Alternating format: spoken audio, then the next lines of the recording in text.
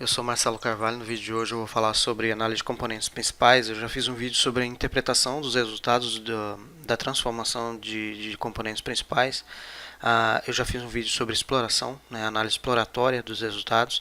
E hoje eu vou falar um pouco sobre a construção do modelo usando os resultados da análise de componentes principais. Dentro da abordagem de um projeto de pesquisa, a gente vai estar aqui no pré-processamento de modelos e também na construção de modelo preditivo. Então vamos lá para o R. Bom, os temas que a gente abordou nos vídeos anteriores são esses aqui, né? O uso prático dos resultados de uma PCA, se havia diferença entre as funções compactomatter e time models, nós fizemos cada um deles e mostramos que não há diferença, apenas no resultado que cada modelo ou cada pacote se dispõe a entregar, né? Se eu posso usar a PCA em análise exploratória, a gente já fez também respondeu a pergunta que sim e mostramos como fazer essa análise exploratória. Agora nesse vídeo eu vou falar sobre a PCA faz diferença em modelos de predição, né, como que a gente usa esses componentes no modelo de predição, em que situações eles, pelo menos do ponto de vista prático, né, é claro que existem vários artigos e várias pessoas que usam métodos diferentes, mas eu vou estar mostrando aqui em qual situação eu vejo que ele ajuda mais, em qual situação que ele ajuda menos, alternativas de quando eu vejo que ele não ajudou muito e assim por diante. Então, para isso a gente vai usar aqui os dados de solubilidade de composto químico, as descrições e mais detalhes estão no livro Applied Predictive Modeling, do Maxwell e Gel Johnson. Mas se você não tiver o livro, não tem problema, a gente vai conseguir baixar os dados aqui normal e vai poder usar. Solubilidade é uma atividade importante na determinação do composto de medicamento e uma das coisas que ele ajuda a definir se a administração será via oral ou via injetável, né? Isso é apenas uma coisa. Só para não ficar muito abstrato, para quem não é da área, imagina que eu tenho um punhado de sal e um copo d'água. Eu coloco o sal dentro da água e mexo. Ele se desintegra ali dentro. O sal, nesse caso, é um soluto, a água é um solvente, ele se dissolve ali. Então isso é um resultado de solubilidade, ok? Então nós temos aqui uma amostra de 1.267 compostos, 208 variáveis binárias indicando a presença ou ausência de determinada subestrutura química, 20 variáveis contínuas indicando medidas como peso molecular, quantidade de átomos, área de superfície. Uma variável de resposta, que é a solubility, ela está na escala de log 10, né? E as variáveis contínuas foram transformadas com box-cox para reduzir as assimetrias, né? Geralmente ela tem a assimetria direita, obviamente, e foi aplicada ali uma transformação box-cox para ela obedecer à distribuição normal, ok? Então eu vou fazer o seguinte, ó, vamos colocar aqui os pacotes que a gente vai usar, né? Então deixa eu não é library, vamos colocar o tidyverse, então tidy models, janitor para fazer a limpeza dos dados, a formatação, caret para fazer os modelos, mass para fazer um robust, mas vamos tirar exclude, tirar o select aqui para não dar conflito com o dplyr. Acho que é isso. Então vamos chamar esses pacotes aqui. São os pacotes que a gente vai usar. Se precisar de mais algum depois que eu me esqueci ali, eu volto ali e coloco. Então os dados, a gente vai usar o solubility package. Ele vai estar dentro da package Applied Predictive Modeling. Se você não tiver instalado, é só install o package Applied Predictive Modeling. Vai ter vários conjuntos de dados ali dentro. E quando eu chamar ela aqui, ela vai chamar vários conjuntos aqui na lateral, né? Ou se eu quiser listar, né, o pattern, vamos pegar só o train, por exemplo. Então ele já vai listar aqui os conjuntos aqui embaixo, os conjuntos de dados que eu tenho disponíveis. Mas eles estão aqui também. Então quando eu pego esses conjuntos de dados, eu vejo que ele tem aqui, ó, dois conjuntos de train, dois conjuntos de test, e dois vetores aqui com respostas aqui dentro, né, que a gente chama label. Então, esses conjuntos de treino aqui, ó, a diferença entre eles é que ele está com a transformação box-cox aplicada e o outro está sem a transformação box-cox. Até se você quiser, por exemplo, usar depois dentro... A gente já trabalhou com form modeling, por exemplo, você pode colocar um plot num, né, escolher umas variáveis, claro que não todas, né, porque tem bastante, escolher umas 10 variáveis contínuas e observar, dar um plot num dentro desses dois caras aqui e observa a assimetria simetria dentro desse aqui, você vai entender o que acontece, né? Geralmente quando a gente aplica o Box-Cox, ele volta a obedecer à distribuição normal. A ideia é essa. E aqui a gente vai ter os dados de teste, né? Também com essa diferença. Os dados de teste aqui é aplicado Box-Cox e aqui sem aplicação do Box-Cox, ok? Só o teste Y, só o train a Y são as respostas, né? Então a gente vai, para facilitar, eu vou fazer o seguinte. Vamos pegar aqui nos dados. Vou colocar train sol, né? E vou colocar sol train xtrans, né? Que a gente vai usar o transformado já com Box-Cox. Sol trans, e a gente vai pegar também eu vou criar uma coluna chamada solubility, e vou colocar a resposta. Então sol train y. Ok? Aquela resposta está ali dentro, o label está ali dentro, né? Então eu posso vir aqui também colocar o claim names para ela transformar tudo em minúsculo e colocar underline de baixo para ficar mais fácil da gente entender. Então test sol, e aqui eu vou colocar sol test xtrans, e aqui eu não vou colocar a resposta, né? Eu vou só colocar o clean names. Perfeito. E aqui eu vou colocar a resposta. Eu vou até colocar resposta, tá? Porque vamos imaginar o seguinte. Imagina que eu vou fazer um concurso, por exemplo, né? E esse aqui é o treino que eu vou fazer. São as apostilas, as coisas que eu vou estudar, né? E aqui vai ser o teste que eu vou fazer. Eu vou fazer esse teste em algum lugar, né? E aqui está a resposta, né? A resposta, o gabarito, não sei se é assim o nome, mas a resposta correta vai estar aqui. E aqui não vai ter a resposta correta. Aqui é exatamente a resposta que vai entrar aqui, é a resposta que o modelo que a gente treinar, ele vai colocar ali dentro, ok? Então vamos lá. Aqui eu vou colocar só test y. Então isso aqui, essa é a resposta, tá? Então a gente vai ter transformado não, aqui a gente vai colocar só formatando, ok? Então a gente já fez aqui, a gente já tem os 3 conjuntos de dados, então vamos dar um check aqui, tá? Para isso eu vou pegar o train só, acho que vai ficar mais fácil de entender, skimmer e o skim.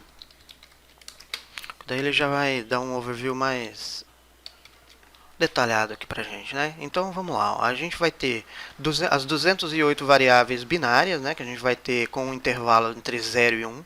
Então ela vai estar dizendo o seguinte: 0 ela vai estar dizendo que não contém a ausência daquele subestrutura química, e 1 vai ser a presença dessa subestrutura, né? Da determinada subestrutura química que a gente indicou aqui como fingerprint 1, fingerprint 2 e assim por diante, ok? Então a gente vai ter esses caras aqui, e aqui embaixo a gente vai ter alguma da 209 para frente até 228, a gente vai ter variáveis contínuas, né? Que vai estar representando aqui, sei lá, peso molecular, número de átomos, número de ligações e etc, ok? E a variável de resposta solubility vai estar aqui em log 10, né? E aqui a gente já consegue observar nesse histograma, mini histograma aqui, ela está respeitando essas variáveis aqui, ela está respeitando a distribuição normal, digamos assim, né? Se você fizer o mesmo skimmer aqui, mas pegar ao invés do sol train x transformado, pegar o sol train x, você vai ver que ela já vai sair um pouco diferente aqui, ok? Então beleza, já fizemos aqui demos um overview. Acho que o conjunto de dados em si, nesse caso específico aqui, ele é mais para ilustrar o que a gente vai fazer e quando que a gente vai usar a PCA, que funciona bem, em algumas situações não funciona muito bem, ao meu ver, por exemplo. Como a gente tem variáveis binárias aqui, eu não consigo ter, pelo menos, resultados, porque a gente vê threads, sei lá, no Reddit, no Cross-Validated, em outros sites voltados à estatística e também a computação científica, que algumas pessoas dizem que pode, outras pessoas dizem que não pode, alguns dizem que é muito bom, outros dizem que não é muito bom. Né? O fato é que pode, né? Porque aqui ela está com uma variável numérica, mas em algumas situações fazer PCA em dados binários para mim não funciona muito bem. Eles funcionam melhor em variáveis contínuas, ok? Mas a gente vai ter alternativas ali, uma delas é o correlation filter que a gente vai estar fazendo. Então vamos lá.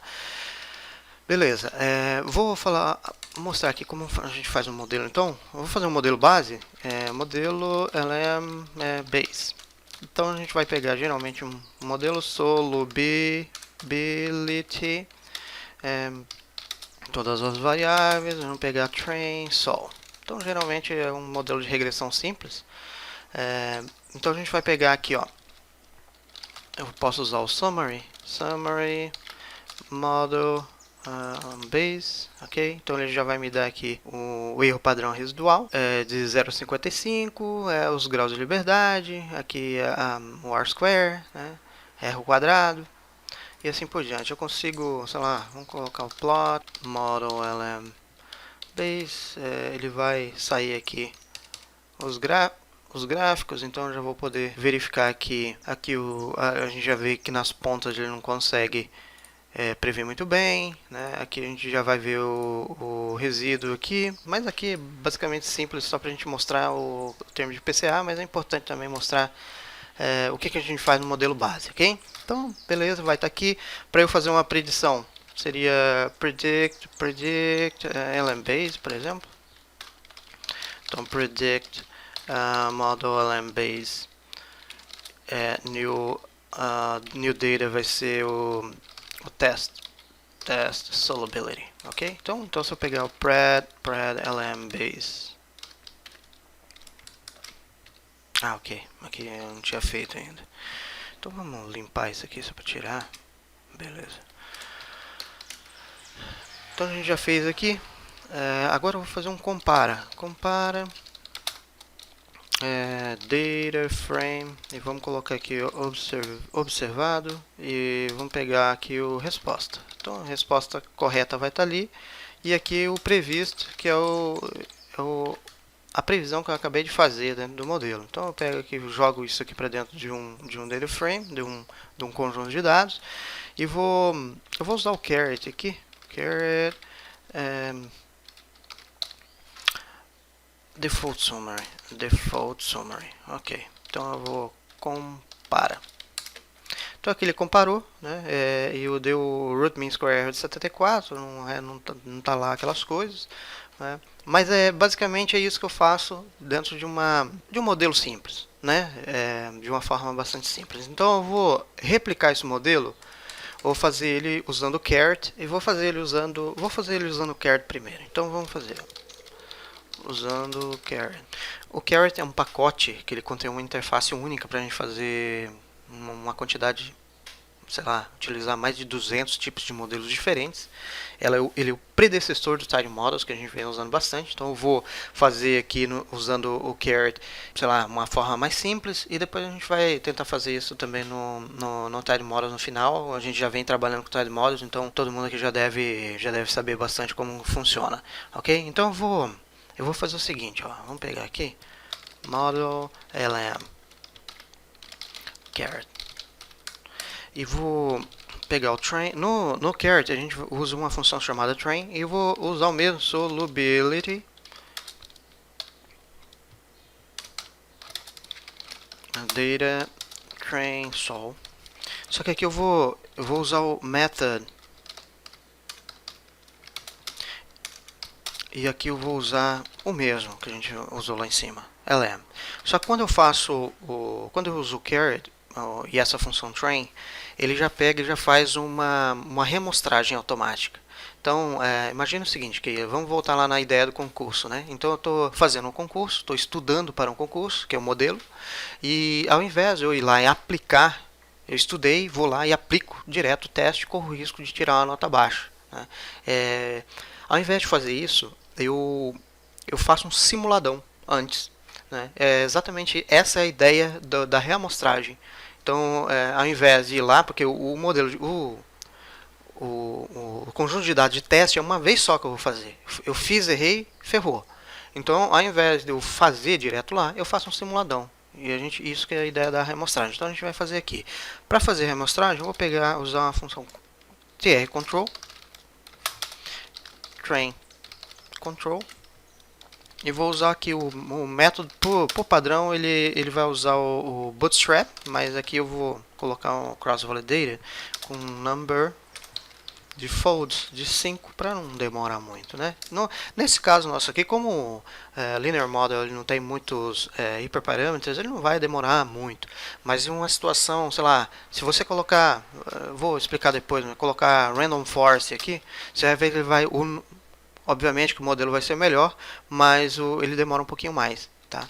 Porque ele vai, além de ser um modelo de um conjunto de árvores de decisões, a gente já falou sobre o Random Forest lá atrás muito, ele demora um pouquinho e ele vai fazer ainda vários folds aqui de remostragem, ok? Então eu vou rodar aqui, né, no LM normal.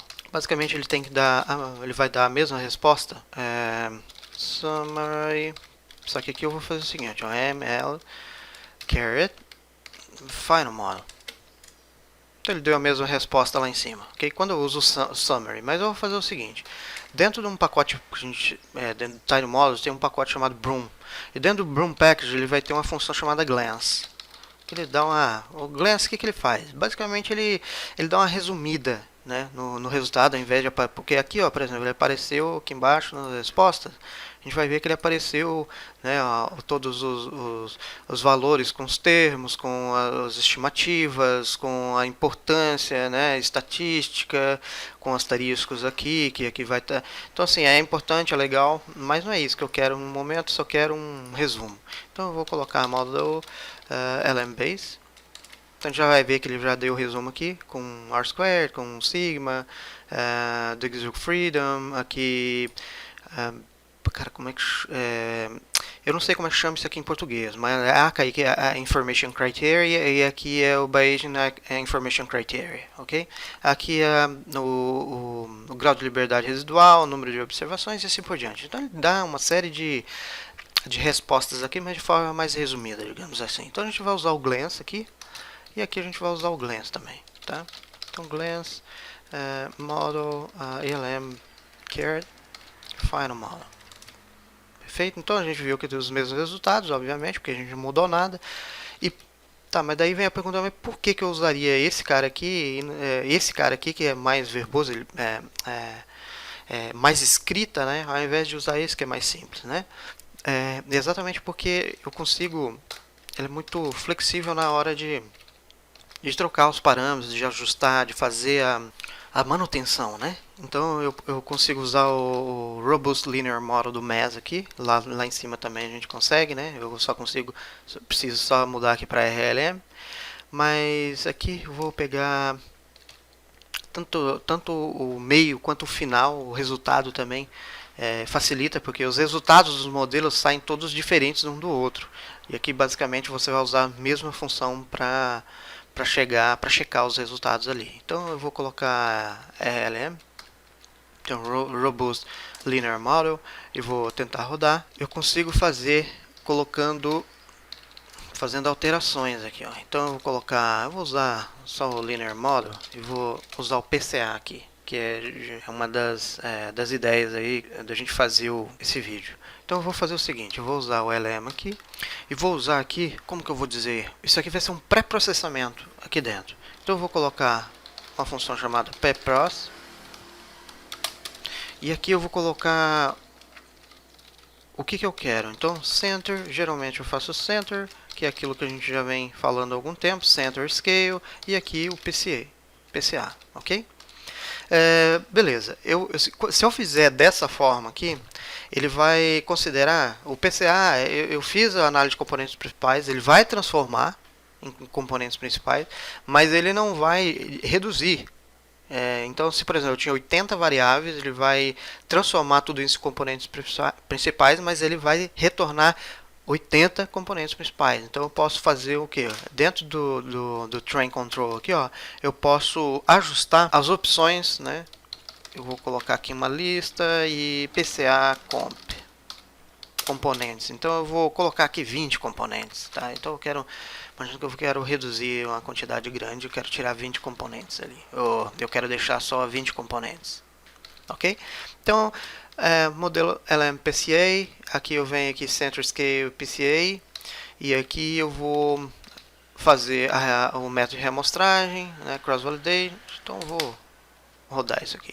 Aqui eu vou usar o Glance LM, aqui o PCA Final Model. Perfeito. Então aqui eu já vejo que ele, né, ele fazendo o PCA, ele retirou realmente, ele retirou muitas variáveis e usou aqui apenas 20 componentes, mas ele teve um custo, né? Porque geralmente eu faço a PCA quando eu tenho um custo computacional, digamos assim, né? Ou complexidade, né? Multicollinearidade, vários problemas ali dentro, né?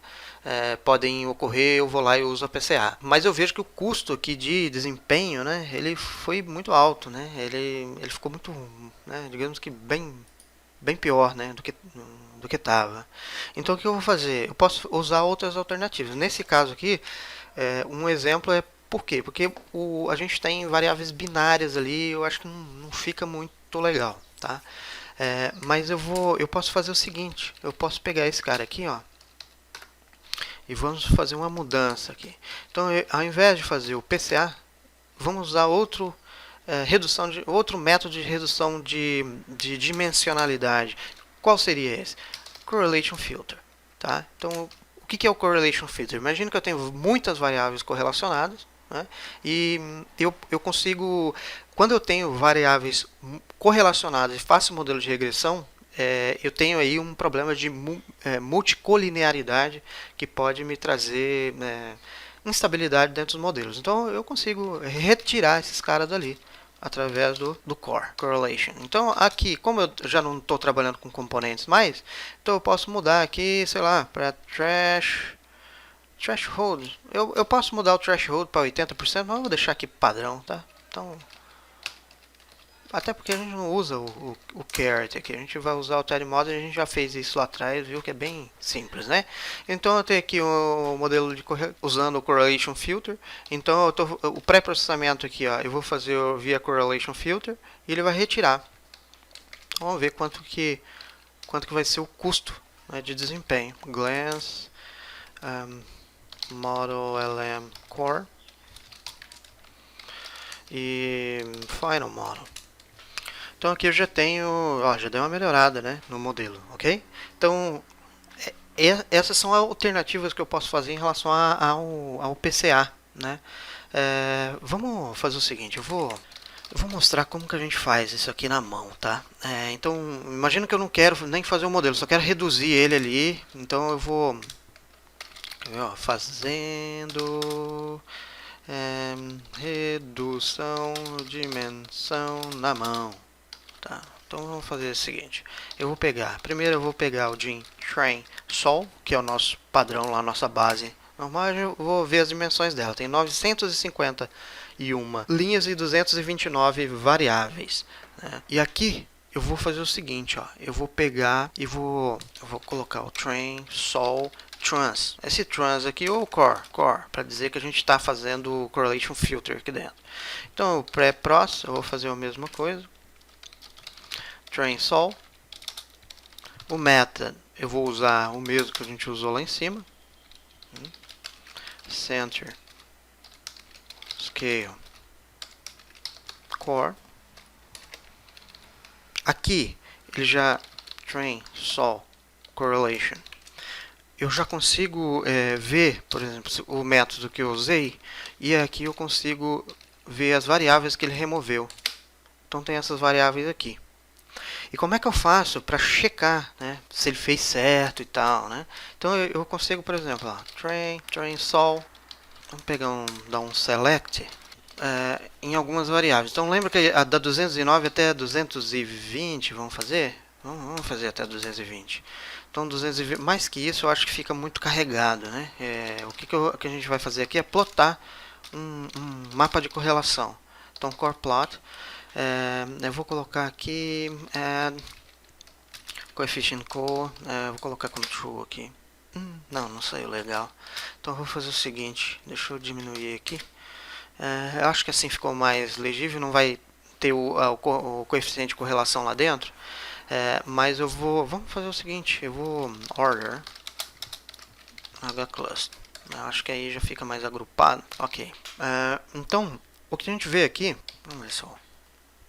O que a gente vê aqui é esses caras aqui, ó, eles estão num multi bonds e num aromatic bonds, eles estão correlacionados. Aqui, número de átomos, número de bonds, de ligações, eles também estão correlacionados. Então, certamente o modelo, a transformação, ou a correlation filter, ele vai entrar aqui e vai tirar um desses caras aqui. Será que vai? Então a gente observa aqui as variáveis. Então quando a gente vem aqui, por exemplo, número de bonds, ele estava correlacionado, ele retirou. Aromatic bonds aqui ele retirou. No age bonds aqui, ó, ele retirou aqui, né? E assim por diante. Então a gente vê que realmente ele tá fazendo legal. Ele está retirando ali desse conjunto as variáveis correlacionadas, ok? Bom, então vamos fazer o seguinte. Agora vamos fazer o... A gente já fez tudo isso aqui usando o Caret. Vamos fazer via Tidy Models. Então, fazendo com Tidy Models. Então, para fazer com Tidy Models, eu vou colocar aqui, já vou correlation. Tá? Então vamos fazer. A primeira coisa que a gente vem fazer é o recipe, é a receita. Então o recipe a gente vai, né? A gente já tem solubility, todo mundo já está craque em fazer, né? Que a gente já vem fazendo já há algum tempo. Então data, aqui vai ser a mesma coisa, train sol. Só que aqui a gente vai, então, né? A gente vai fazer step normalize. Que aqui a gente já faz center scale de uma vez só. Então a gente vai colocar all numeric predictors. E então, step PCA não, step correlation all numeric predictors. E vamos preparar isso. Beleza. Então a gente já fez aqui, então eu vou em rec correlation. Se eu pegar aqui esse steps, como o steps aqui é o 2, né? O primeiro, o steps 1 for normalize, step 2, eu vou colocar step 2 removals. Então aqui ele vai dar também o que a gente removeu, né, do conjunto de dados. Então a gente vai, agora vamos fazer assim, ó, aplicar os resultados e rodar o modelo. Tá, vamos fazer o seguinte. Então a gente vai fazer a model spec, especificação do modelo, LM, ou Tidy Models. Então, linear reg. Aqui eu posso colocar, se eu colocar linear reg, ele já vai considerar como LM, mas eu posso colocar o set engine LM, ok? Então aí já fica mais completinho. Então eu especifiquei o modelo, né, que a gente vai usar. Agora eu venho especificar o workflow que a gente vai usar. Workflow, vou colocar workflow LM Tidy Models workflow. E então aí eu add recipe, que é o recipe que a gente criou lá em cima, o recipe correlation, add model, que é o modelo spec que a gente criou ali em cima, e é isso, né? Aqui acho que já está pronto. Aqui aí o próximo passo é a gente ajustar o modelo. Então, ajustar. Então aqui, para ajustar o modelo, eu vou colocar model fit, tidy models, fit, e eu vou usar o workflow que a gente criou ali em cima. Workflow e data train sol. Quando eu fizer isso aqui, ele vai pegar esse workflow, né, vai fazer toda a transformação aplicar dentro desse conjunto de dados e treinar ele. Se eu pegar aqui, ó, glance, model fit, ele vai dar o mesmo resultado que a gente conseguiu aqui em cima.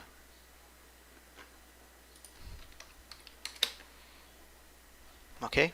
Por quê? Porque basicamente é a mesma coisa, né? A gente só está utilizando os pacotes diferentes. Então a gente estava utilizando o Carrot, modelo base normal da base R, e aqui a gente está usando o Tiny Models, ok?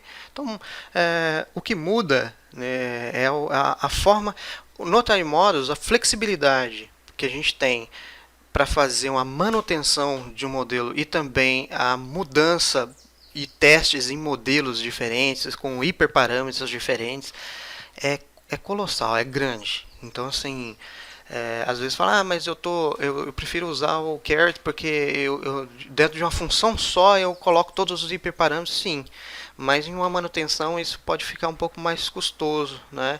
E até a manutenção do próprio código-fonte, né? Porque quando eu tenho blocos pequenos, é muito mais fácil de eu fazer manutenção, porque eu não preciso, né? Não é um gigante, um monstro, né?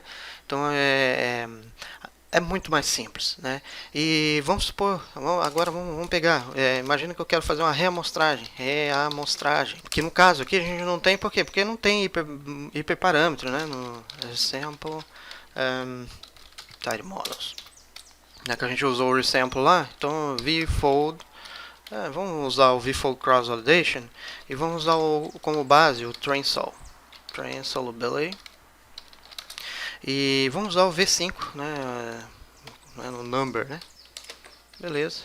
Então, se eu pegar resample, então ele vai dar 5-fold aqui, ele deu 5 folds aqui pra gente trabalhar, pra treinar e fazer a validação. E agora vamos ajustar. Ajuste do modelo reamostragem. Então eu vou pegar model fit, resample, Tiny Model, resample. Então eu vou usar a função fit resample, o objeto, vou colocar o objeto aqui, só vai aparecer. Então o objeto eu vou colocar o workflow, ok? Que a gente não vai mudar nada no workflow. A única coisa que a gente vai colocar aqui, ó, é o resample, que eu vou usar a reamostragem que a gente já acabou de criar ali, ó, resample. Tiny Models, e aqui eu vou colocar um chamado control. Esse control resample, que ele vai fazer o seguinte, ele vai salvar as predições para a gente usar ali para validar, ok? Então vem ali,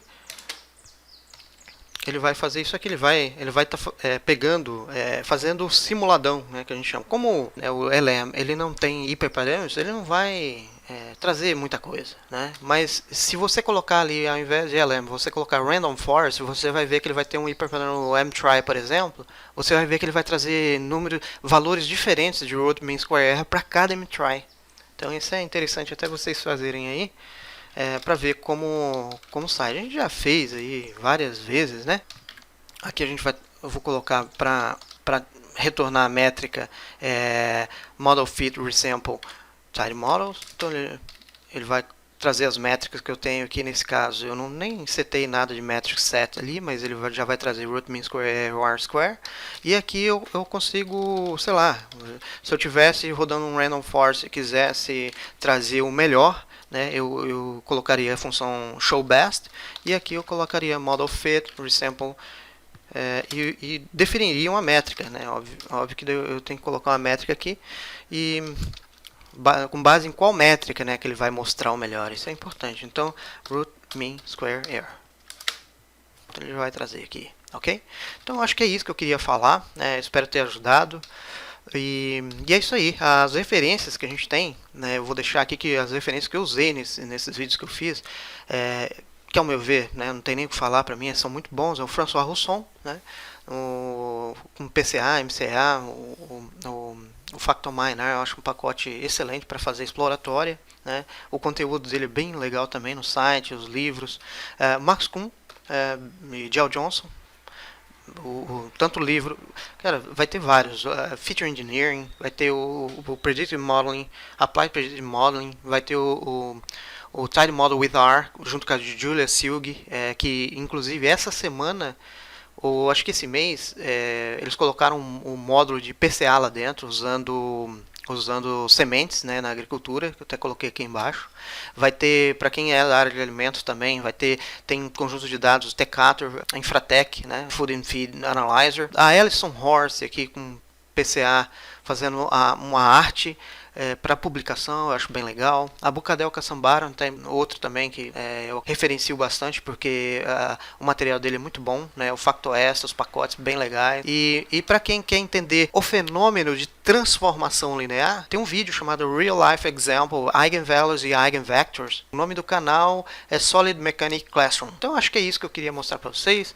Espero ter ajudado. Um grande abraço e até o próximo vídeo. Acho que no próximo vídeo eu vou falar um pouco sobre GT Extras, né, que é um pacote para a gente fazer tabulação de dados, colocar isso dentro de uma tabela, e uma tabela, publicação geralmente em revista, né? Geralmente essas revistas, sei lá, não necessariamente científicas, né? Mas revistas de estatística, por exemplo, 538, The Economist, alguma nesse sentido aí que é um pouco mais elaborada. Então é isso aí, um grande abraço e até o próximo vídeo.